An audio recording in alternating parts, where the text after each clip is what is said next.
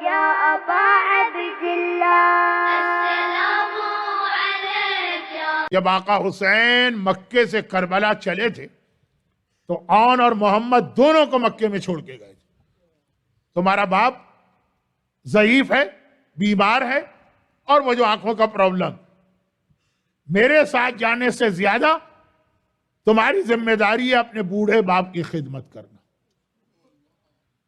یہی جملہ امام زمانہ نے اس ظاہر سے کہا تھا, لیکن اب واقعات کا وقت نہیں ہے. پہلے ہی آج میں بہت معذرت خواہ ہوں, صرف ویکینڈ کی وجہ سے بیان ذرا لمبا ہو گیا. کہا تمہاری زیادہ بڑی ذمہ داری, یعنی کربلا سے بڑی ذمہ داری. امام زمانہ میں نے بھی یہی کہا تھا نا نوجوان سے, کربلا سے بڑی ذمہ داری تمہارا باپ. اور یہ جملہ امام زمانہ کا بعد میں آیا, پہلے تو خود آقا حسین کا جملہ تھا, بیٹا اون بیٹا محمد, تمہارے باپ کو تمہاری ضرورت. یہ کہہ کر اون و محمد کو چھوڑ کے گئے اور قافلہ چلا. لیکن ابھی زیادہ دور نہیں گیا. آج حج اور مکے کے حوالے سے بہت سی باتیں آ گئی. تو یہ آخری بات بھی سن لیجئے کہ مکے کے بالکل قریب مسجد عائشہ, مسجد عمرہ ہے اصل نام تو یہ, اور اب تو قریب کیا تو مکے کے اندر. لیکن وہاں پہ حسینی قافلہ پہنچا, وہ ہے کتنی دور, سامنے تو ہے, اور حسین نے قافلہ روک دیا. عباس قافلے کو روک دو. عباس کا کام وائے پوچھنا نہیں ہے, حکم آ گیا روک دیا. صرف اگلا حکم سننے کے بعد ایک جملہ کہا تھا. اگلا حکم آیا, عباس اور میرے لیے خیمہ یہاں پہ لگاؤ. خیمہ بھی لگ گیا, حسین خیمے میں چلے گئے. اب عباس آئے, کہا آقا بس اتنا بتا دیجئے کہ سیدانیوں کے بھی خیمے لگا کے پورا قافلہ اتارا جائے. کہا کہ نہیں عباس, خالی یہ خیمہ لگے گا, اور یہاں کیوں کھڑے ہو, باہر جاؤ, میرا مہمان آ رہا ہے, استقبال کر کے لاؤ. اب یہ کون مہمان ہے؟ لیکن جب عباس باہر گئے تو فوراً پہچان لیا. زینب کبریٰ کی شوہر عبداللہ ابن جعفر طیار, جو ضعیف بھی ہیں, بیمار بھی ہیں, اور آنکھوں کا بھی ایک بہت بڑا مسئلہ, وہ آ رہے ہیں. عظمت زینب کی وجہ سے عبداللہ ابن جعفر طیار کا احترام بہت زیادہ بڑھ گیا خاندان. چنانچہ عباس پورے احترام کے ساتھ ان کا استقبال کر کے ان کو خود اپنے ساتھ خیمے میں لاتے. عبداللہ ابن جعفر طیار نے پھر ایک مرتبہ بات دہرائی جو مدینے سے کہتے آ رہے ہیں, حسین اگر میرے اختیار میں ہوتا تیری پیشانی کے بال پکڑ کے تجھے روک لیتا, کوفے تو نہ جانے دیتا. یہ قیس کا جو واقعہ پیش آیا یہ کوفے ہی کا تو واقعہ ہے, جہاں عبداللہ خود تھے. مجھے پتا ہے کوفہ کس شہر کا نام, لیکن یہ بھی مجھے معلوم ہے تو امام وقت, تو امام زمانہ, جو کرتا ہے حکم خدا سے کرتا ہے, اس لیے میں خاموش ہوں. البتہ اس وقت میں اس لیے آیا ہوں, ایک لمحے کے لیے میں اپنی بیوی زینب کبریٰ سے بات کرنا چاہتا ہوں. حسین نے کہا عبداللہ وہ آپ کی زوجہ ہیں, وہ سامنے ان کی سواری ہے, مجھ سے بھی پوچھنے کی ضرورت نہیں. نہیں, یہ اطاعت. بیوی سے بھی بات کرنا ہے تو پہلے امامت سے اجازت لی جا رہی ہے. جو اطاعت 3, 4, 5 دن سے مختلف اینگل سے سمجھا رہا تھا. حسین نے کہا وہ آپ کی بیوی ہیں, وہ سامنے زینب کی ہماری ہے. کہا کہ نہیں پہلے تو اس سے اجازت لینا, جب اجازت ملی تو وہاں پہنچے.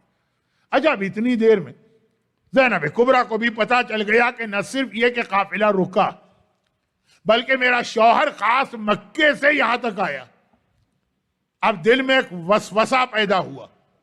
وسوسہ, کیا ایسا تو نہیں کہ ہم لوگوں کے مکہ چھوڑنے کے بعد کسی نے جا کے کوئی ایسی بات کہہ دی ہو کہ عبداللہ مجھے واپس لے جانے آئے. بہرحال اگر وہ روایت صحیح ہے کہ مولا نے شادی کے وقت ایک شرط رکھی تو الگ بات, ورنہ شریعت تو پھر شریعت ہے, حکم تو سب کے اوپر نافذ ہوتا.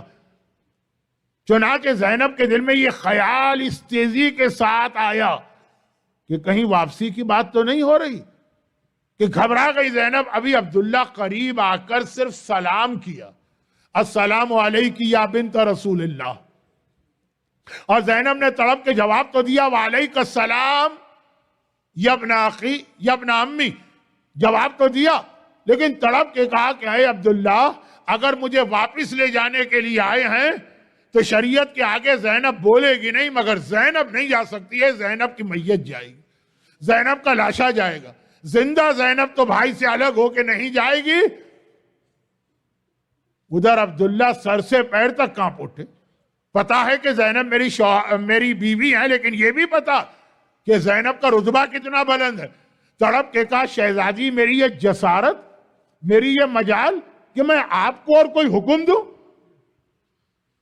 لیکن اس سے پہلے کہ عبداللہ کا پھر جملہ پورا ہو کہ آئے کیوں، صرف اتنا کہنا ہے کہ شہزادی آج خالی آپ کے دماغ میں ایک وسوسہ اور خیال آیا کہ ایسا تو نہیں کہ میرا شوہر مجھے واپس لے جانے آیا ہو تو آپ تڑپ گئی کہ بھائی سے الگ ہو کے بہن زندہ نہیں رہ سکتی۔ جب عصر عاشور آخری سلام کے لیے حسین آئے اور کہا کہ بہن زینب 55 برس کا ساتھ چھوٹ رہا ہے، اس وقت بہن کے دل پہ کیا قیامت گزری ہوگی۔ لیکن ابھی عبداللہ کا جملہ، ایک مرتبہ کہا کہ شہزادی میری یہ جسارت، میری یہ مجال، میری یہ ہمت کہ میں آپ کو حکم دوں، میں تو صرف اس لیے آیا ہوں کہ مجھے پتا ہے میرا آقا کہاں جا رہا، یہ کتنی خطرناک منزل ہے، اور ہمارے اور آپ کے جد رسول اللہ نے کہا کہ جب کسی خطرناک منزل پہ جاؤ تو راستے کی مشکلات دور کرنے کے لیے صدقے کا سامان لے کے جاؤ۔ میں تو صدقے کا سامان لے کے آیا ہوں، اور وہ صدقے کا سامان کیا ہے؟ ایک مرتبہ اون کو آگے کیا، کہا اسے لے جائیے، اگر میرے آقا پہ وقت آئے تو میری جانب سے صدقہ کر دینا۔ محمد کو آگے کیا، اور اگر مصیبت اور بڑی ہو تو اسے اپنی جانب سے میرے آقا پہ صدقہ کر دیجیے۔ ایسا باپ بھی آپ کو کائنات میں نہیں ملے گا، ایسی ماں بھی آپ کو کائنات میں نہیں ملے گی، جو اپنی دونوں اولادوں کو ہر وقت حسین پہ صدقہ کرنے کو تیار، یہاں تک کہ شب عاشور آ گئی۔ ایک مختصر سے روایت آج بھی پڑھ رہا ہوں، شب عاشور کے مصائب میں بھی پڑھوں گا۔ زینب کبریٰ اپنے خیمے میں ہیں، وہی خیمہ جو آپ بار بار کربلا کی زیارت میں خیمہ گاہ کی زیارت کرتے ہیں۔ زینب کبریٰ کا خیمہ بھی آپ دیکھتے ہیں، اسی خیمے میں زینب بیٹھی ہیں، آدھی رات کا وقت ہے۔ حسین ایک مرتبہ سیدانیوں کے خیموں کا جائزہ لینے چلے، اور جب زینب کے خیمے سے قریب سے گزرے تو ایک عجیب منظر دیکھا۔ دونوں بچوں کو اپنے سامنے بٹھایا، 10 سال کا اون، 9 سال کا محمد، دونوں کے سر پہ 2 بڑے بڑے امامے، ایک کے سر پہ ان کے دادا کا امامہ ہے، ایک کے سر پہ ان کے نانا کا امامہ، اور بٹھا کے کہہ رہی ہیں بیٹا اون و محمد کل تمہیں ایسا جہاد کرنا کہ تم اپنی زبان سے کچھ نہ کہنا۔ دشمن کی فوج پکار اٹھے کہ یہ بچے نہیں آئے ہیں، ایسا لگ رہا ہے کہ جعفر طیار آ گئے ہیں، ایسا لگ رہا ہے حیدر کرار آ گئے ہیں۔ اور دیکھو بیٹا، اتنا تو مجھے پتا تم جعفر طیار اور حیدر کرار کے بیٹے ہو، اتنا تو مجھے پتا ہے کہ کل فرات کے دریا پہ تمہارا قبضہ ہونے والا۔ بس ایک نصیحت، ایک وصیت ماں کی یاد رکھنا، جب فرات کے دریا پہ قبضہ کر لینا تو ایک تو ویسے ہی بہت پیاسے ہو، اور اس جنگ کے بعد اور پیاسے ہوگے، خبردار پانی نہ پینا جب تک کہ اصغر پیاسا ہے، جب اصغر کی پیاس بجھ جائے اس کے بعد پانی پینا۔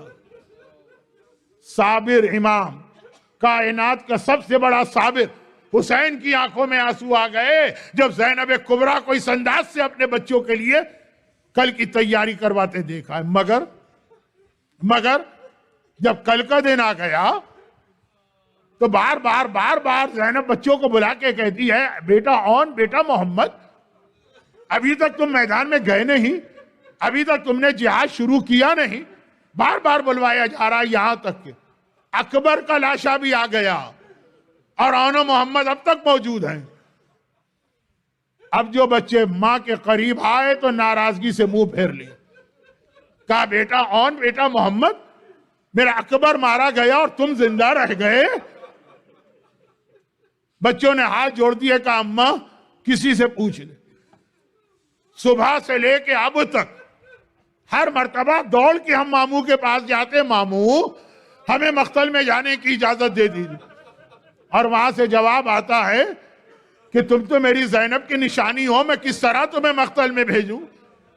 ایک مرتبہ ماموں سے اجازت دلوا دیجئے، پھر دیکھیے کہ آپ کے بیٹے کیسے آپ کے دودھ کا حق ادا کرتے ہیں۔ میرے مرحوم استاد ایک جملہ کہا کرتے تھے کہ بس ایک مرتبہ فضہ کو بلا کے کہا، فضہ ذرا بھائی کو بلا کے لانا۔ زینب کبریٰ کا پیغام پہنچا، حسین خیمے میں آئے۔ زینب کیا بات ہے؟ کہا کہ بھئیہ آج بہن بھائی سے بات نہیں کر رہی، آج حیدر کرار کی بیٹی اور جعفر طیار کی بہو اپنے آقا سے ایک سوال کر رہی ہے کہ میرے اون اور میرے محمد کو بھی مرنے کی اجازت دے دے۔ حسین نے کہا کیسے اون و محمد کو مقتل میں بھیجوں؟ زینب نے کہا جب میرا اکبر مارا گیا اب مجھے اون و محمد نہیں چاہیے۔ حسین کا جواب، بہن چونکہ آج تو مرنا سب کو ہے، چلو تمہاری خواہش پوری کی، بچے چلنا چاہتے ہیں، ایک مرتبہ روک دیا۔ کہا بھئیہ ایک میری اور خواہش پوری کرتے جا، اور یہ کہے کہ خیمے میں، وہی خیمہ جو آج بھی کربلا میں موجود ہے، خیمے میں موجود ایک صندوق کھولا، 2 امامے نکالے، پہلا امامہ حسین کے ہاتھ میں دیا، یہ ان کے دادا جعفر طیار کا امامہ ہے، اپنے ہاتھ سے اون کو پہنا۔ جب اون کو امامہ پہنا دیا تو دوسرا امامہ پھر حسین کے ہاتھ میں دیا، یہ ان کے نانا حیدر کرار کا امامہ ہے، یہ چھوٹے بھائی محمد کو پہنا۔ بچے ہیں تو کیا ہوا، دادا کی شان اور نانا کی شان دکھانے جا رہے ہیں، بچوں کو گویا جعفر طیار اور حیدر کرار بنا کے مقتل میں بھیجا۔ مسائب بہت زیادہ پڑھنے کی اس وقت طاقت نہیں ہے، اور دونوں بچے چلے، اب آپ خود اندازہ کر لیں جعفر طیار کے پوتے نے کیسا جہاد کیا ہوگا، حیدر کرار کے نواسے نے کیسا جہاد کیا ہوگا۔ علمان و الحفیظ کی آوازیں بلند ہو رہی ہیں، عمر سعد کا لشکر ایک مرتبہ کائی کی طرح پھٹتا جا رہا ہے۔ عمر سعد نے کہا ایسا کرو ان بچوں کو ایک دوسرے سے الگ کر دو، جب تک یہ دونوں ساتھ رہیں گے ہمارا کوئی حملہ کامیاب نہ ہوگا۔ بچے الگ بھی کیے گئے، 15 ہزار کی فوجیں ایک ایک بچے کے گرد جمع ہوئیں، اور تھوڑی دیر گزری، ادھر اون گھوڑے سے گرے، ادھر محمد گھوڑے سے گرے۔ حسین نے جیسے ہی دونوں بچوں کا آخری سلام سنا، تڑپ کے اپنی جگہ سے آگے بڑھے، اور ادھر فوج یزید میں خوشی کے شادیانے بجنے لگے۔ اون و محمد کے مارا جانا، فوج یزید میں خوشی کی آوازیں ہیں۔ جب یہ آوازیں خیموں میں پہنچی تو بیویاں سمجھ گئیں اون و محمد مارے گئے۔ ایک مرتبہ رونا چاہتی ہے، زینب نے کہا رک جاؤ، میرے اون و محمد پہ رونا نہیں، باجے والوں کی صدا زیر قنات آتی ہے، کیسے لاشیں میرے بچوں کی بھرات آتی ہے۔